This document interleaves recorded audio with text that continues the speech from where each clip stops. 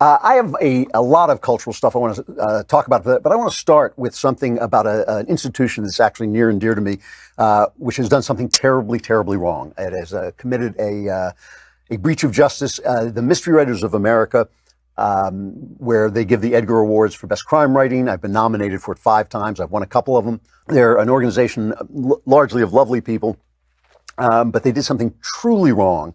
And I got to talk about, I believe that I am the youngest person ever to join the Mystery Writers of America. I lied about my age and joined. I think you have to be 18, or you did then, and I lied about my age, and I joined when I was 15.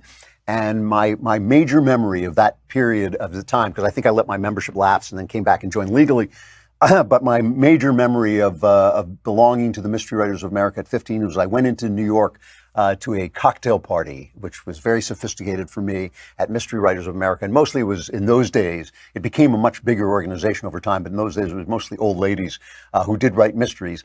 And I went to a cocktail party in Manhattan, and this elderly gay guy, I call him elderly, he's probably 50. But to me, I was 15, started to chase me around the room. He tried to pick me up, and I said to him, even at 15, I was cool.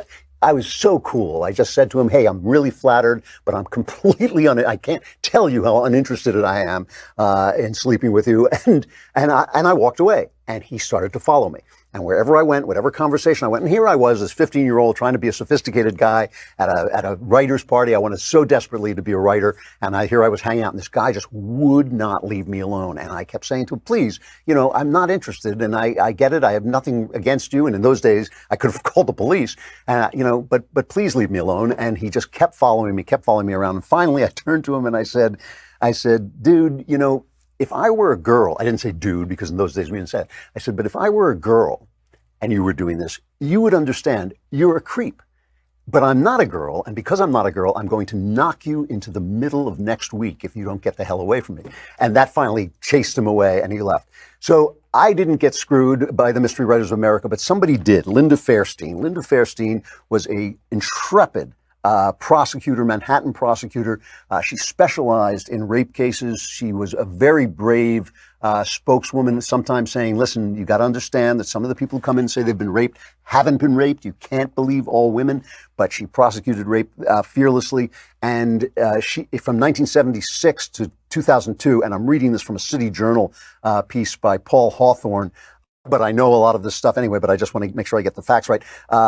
Linda Fairstein headed the Sex Crimes Prosecution Office under Robert Morgenthau, the Manhattan DA, and she wrote a book on sexual violence, Our War Against Rape, and she became a mystery writer, and she wrote mysteries based on her knowledge of being a prosecutor. And last month, the Mystery Writers of America named her a Grand Master, which is the highest honor of the organization, and they gave her the Grand Master Award. And she started to get attacked because she was a prosecutor during the Central Park Jogger case in 1989. Now, the Central Park Jogger case was an atrocity. A group of kids went out, beat up several people in Central Park, raped and beat this woman into insensibility, and they were largely black, and she was white. Her name, let's see if I have her name. Her name was Tricia Melly, and she was just brutally injured.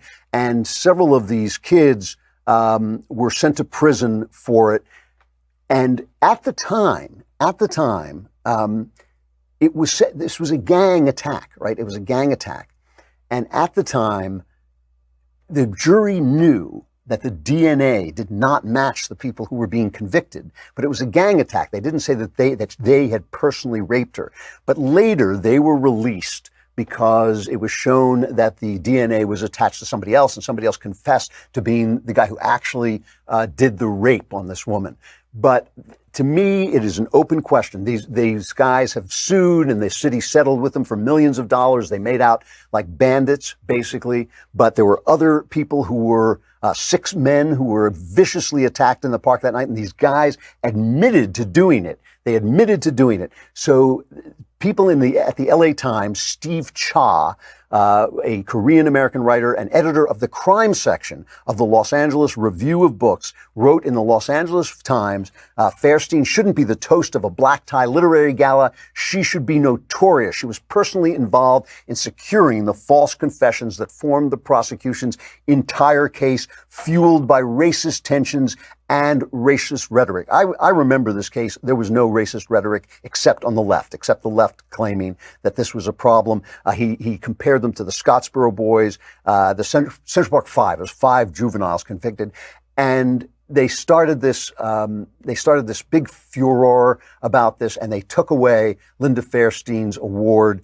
Absolutely disgusting. My friend and heroic editor, Otto Penzler, wrote them a furious letter. Otto runs the Mysterious Bookshop in New York. If you're ever in downtown New York, you should go and see it. It's one of the great bookstores in the country. And he just told them, he says, I've been a proud member of the MWA. He too has won an Edgar Award. I've been a proud member of the MWA for more years than many of you have been alive. There's a letter he wrote to them, but that pride no longer pertains. I am ashamed of you and of the organization for taking such a cowardly stance. For many years, I've welcomed the celebration of the incoming board with a party at the Mysterious Bookshop. That board does not deserve a celebration of any kind, and it would be hypocritical of me to host one. You are no longer welcome in my bookshop. This is coming from a guy who makes his living publishing and selling mystery stories, and he has the guts to go up. This is the kind of guts we need in the culture.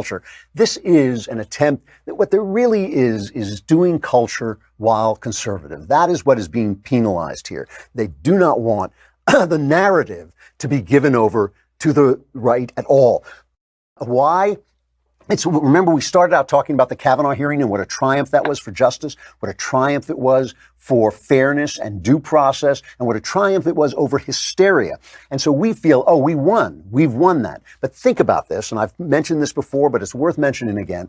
Think about Clarence Thomas. Think about the fact this man who grows up speaking a Cajun dialect, he's a descendant of slaves, comes from a single-parent household, makes his way to Yale, makes his way onto the Supreme Court, is a tremendous Supreme Court justice, has been constantly degraded by the left in racist terms as being sort of the follower of Antonin Scalia, which wasn't true. He was to the right of Antonin Scalia, and there were times when Scalia followed his lead and not the other way around. I remember a liberal friend of mine saying to me, unbelievably saying to me, he was the shoeshine boy of Scalia. I mean, something, this is the way the left actually talks about black people. Here's this brilliant jurist. HBO makes a movie in which Anita Hill is the hero. Not this man not this role model to any American who comes out of nowhere and out of nothing in a world that's still very bigoted against blacks and in an area that's still very bigoted against blacks, and makes his way to Yale and makes his way to the Supreme Court. He's not the hero. This woman who says, oh, he mentioned dirty things in front of me, who he asked me on a date, where he never, by the way, never got in the way of Anita Hill's career. That was never an issue. He never did anything professionally, even if what she said was true. And Clarence Thomas denied it vehemently. But even if what she said was true, it was nothing. It was zero. It was weaponized gripes made to stop, as with Kavanaugh, just designed to stop a Supreme Court and a Supreme Court justice who was conservative. And they make her the hero, and they do not want to cede that power even a little bit to the right. And that's why Linda Fairstein lost her award that she deserves, her Grand Master Award, an award I will never be given. The last time, I think it was the last time I was nominated for a very politically incorrect short story called Her Lord and Master. It is published in a book. It's published in several books. It's published in the best mysteries of the year that year. It's published in a book called The Greatest American Noir of the Century. Okay, so it is a well-regarded short story. When I was nominated for that, one of the judges pulled me aside and said, look, you obviously deserve this award. You're not going to get it. And I said, thank you for letting me know. I appreciate it. And I knew exactly why I wasn't going to get it, because it was politically incorrect. I was practicing culture while on the right.